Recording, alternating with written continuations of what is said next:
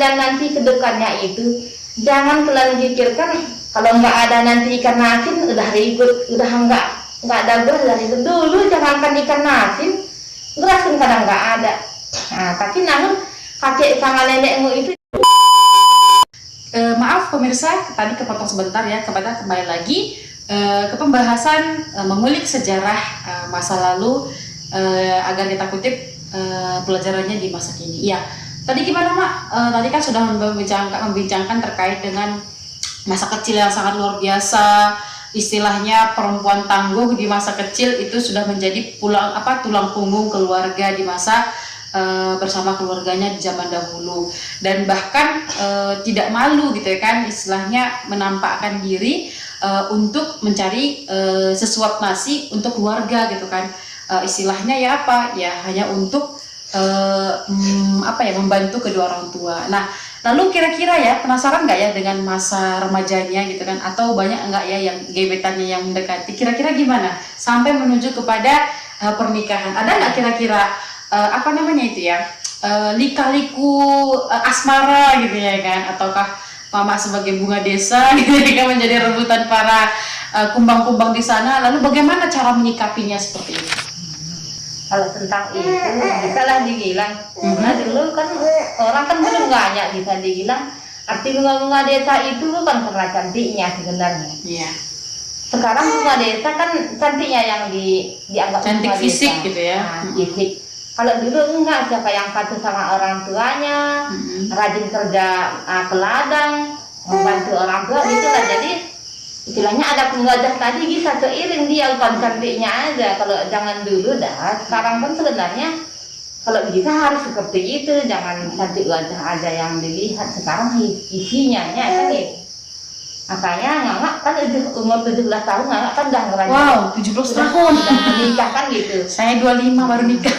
Jadi kenapa Ngak menikah umur 17 tahun? Karena nggak ya sekolah, jadi apalagi ditunggu-tunggu kan gitu. Jadi kan yang bertanya orang pun bersilih berganti yang datang. Jadi takutnya kita terjadi kekerjaan yang tidak diridai dengan sama Allah kan gitu loh, enggak. Iya. Cek mana pun kapan pun itu tetapnya kita langkah menyegerakan dihalalkan gitu ya kan, nggak seperti sekarang ya, jalan 2 tahun ya kan nggak tahu halal atau tidak. tidak. Biar Ngak umur 17 tahun bisa dibilang masih umur AGG apa lah, tapi enggak itu sebagai motif jadi pertengkaran pula di rumah tangga kan gitu. Jadi alhamdulillah ayah pun istilahnya bisa lah mengayomi, udah tahu dia kekuranganku itu apa, kelebihan dia itu apa kan gitu. Iya. Alhamdulillah gitu ya, sudah menikah hampir 28 tahun ya, karena saya usianya 27 tahun ya pemirsa. Nah, kira-kira ada nggak tantangan-tantangan hiruk pikuk dalam keluarga, menghadapi mertua, menghadapi kakak ipar yang akan menjadi suatu pembelajaran bagi kita gitu? Kalau itu jelas lah ada, cuman kuncinya apapun ceritanya jangan kita lawani. Nah, itu kan kalau kita lawani sama kita nanti kan.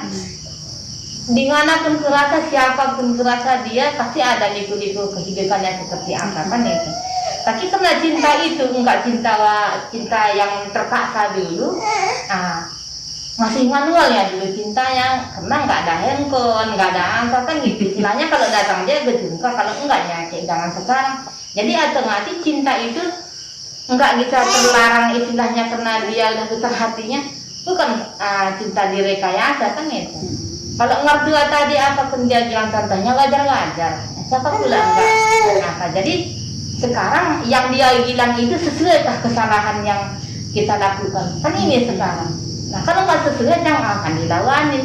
Orang kan sekarang sebaliknya pula diambil. Karena ngerasa dia benar dilawani. Ini benar nggak benar itulah dia, penting jangan kita lawani dia. Nah, kerja kita, ikhlas kita bekerja, rajin kita sholat, itu aja.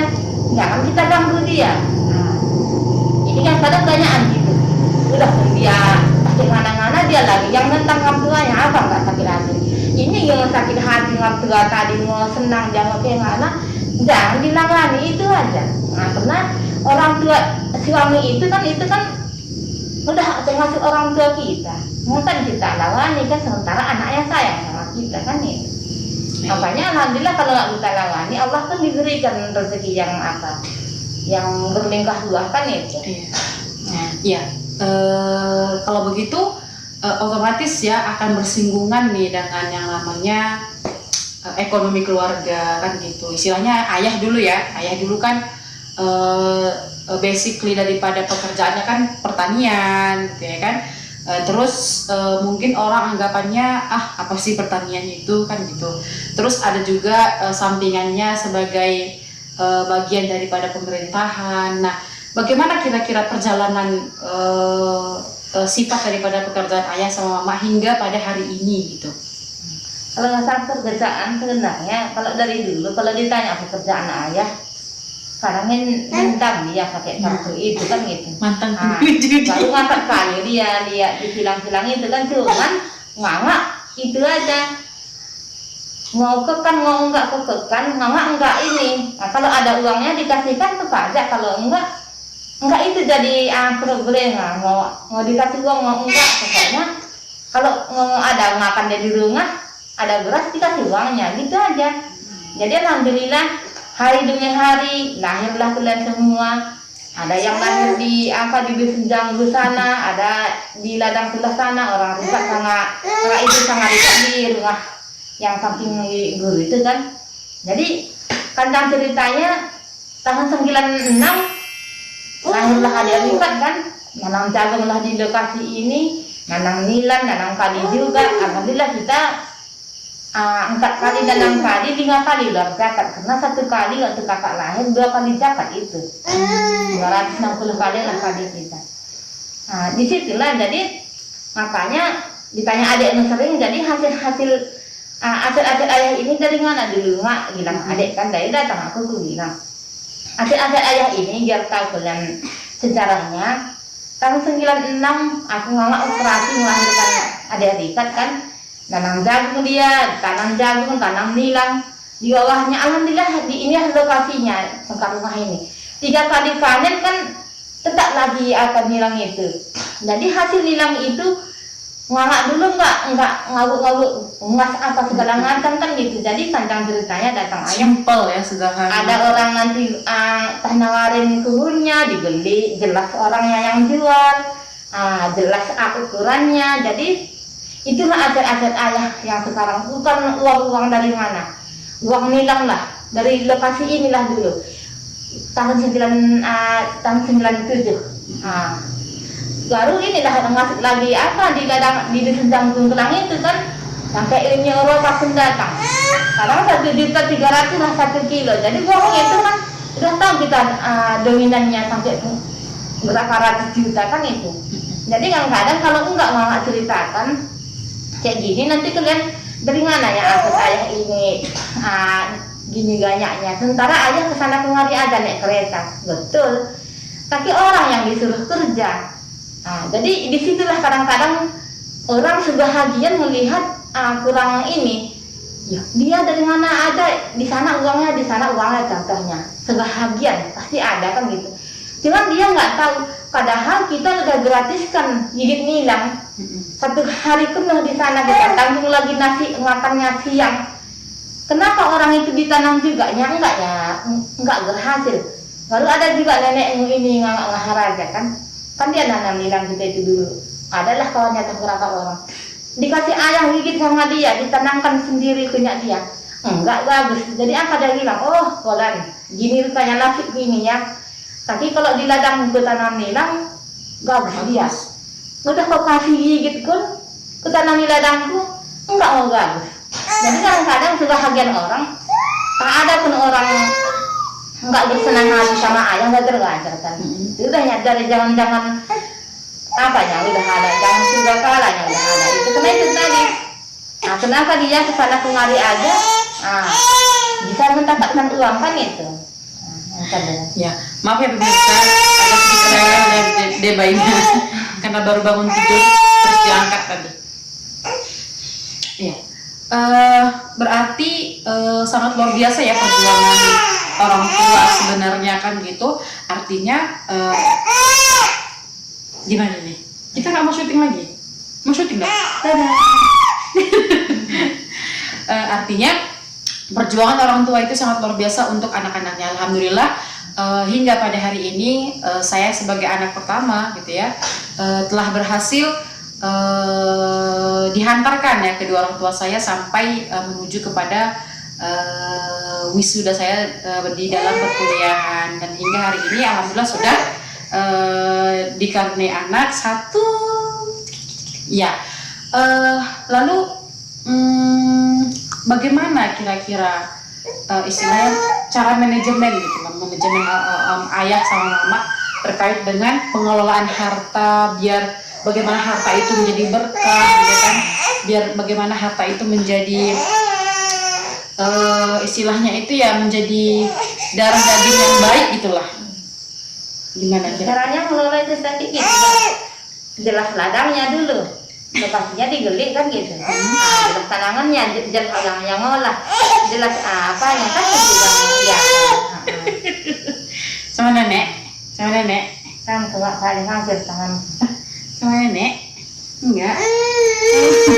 Jadi ceramah tanya itu jelas kita hilang kan istilahnya, jelas kilonya, jelas apanya. Jadi alhamdulillah Pandai. panjang ceritanya. Gendong pandai. Dari hasil itulah bisa warga-warga yang ada membutuhkan kita di ini kan itu bisa diganti kan itu. Enggak ya, karena enggak kesukaannya. Iya. Maaf ya pemirsa, si Debanya lagi rewel, jadi kita kasih ke angkelnya dulu. Iya. Jadi apa kira-kira hikmah yang bisa dipetik di dalam segmen video kali ini, Mak? Karena kan insya Allah video kita ini akan berkelanjutan ya dengan kisah-kisah yang sangat inspiratif. Nanti juga kita akan wawancara ya ayah kita sendiri gitu ya, bagaimana sebenarnya kisah perjuangan dia dan cara motivasi orang-orang agar menjadi orang yang sukses, orang yang berhasil. Nanti kita akan cari ya jadwalnya. Nah, kira-kira apa hikmah yang bisa kita berikan kepada pemirsa, pada penonton yang ada di luar sana biar menjadi wanita tangguh gitu kan, menghadapi keluarga dengan hiruk pikuk yang sangat luar biasa gitu. Ya, ada istilahnya hikmahnya itu kayak gini dia. Kita itu kan sejak orang mau sukses itu pasti ada tantangannya kan gitu kan.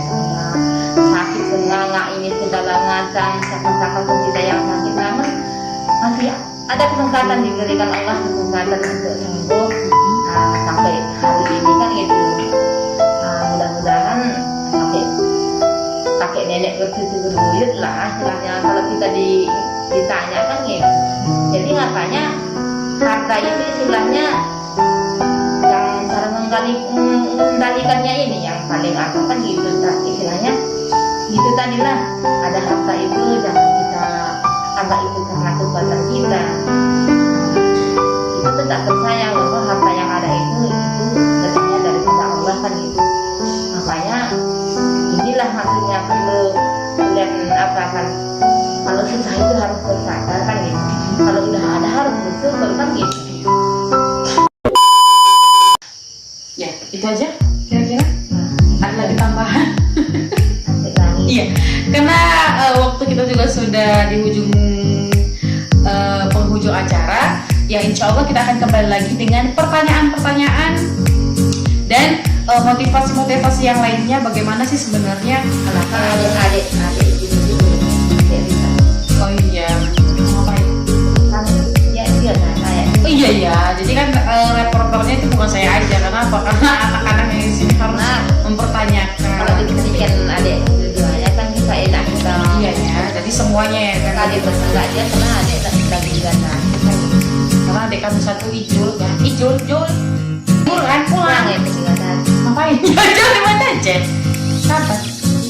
Iya, jadi insya Allah di lain waktu kita akan mengumpulkan ya sekeluarga untuk bisa bincang-bincang dengan lebih erat lagi, lebih hangat lagi bersama keluarga besar kita. Bagaimana caranya agar menjadi orang yang sukses lillahi ta'ala, dan bagaimana nantinya akan mengaktifkan lagi ya seluruh keluarga ya, antara keluarga Padang dan keluarga solid ya. Jadi di sini kita harus kompak, di sini kita harus bersatu ya, bagaimana agar menunjukkan sesuatu yang lebih baik ke depannya. Insya Allah kita akan berjumpa di waktu yang akan datang bersama saya dan bersama adik saya nantinya. Itu saja. Wassalamualaikum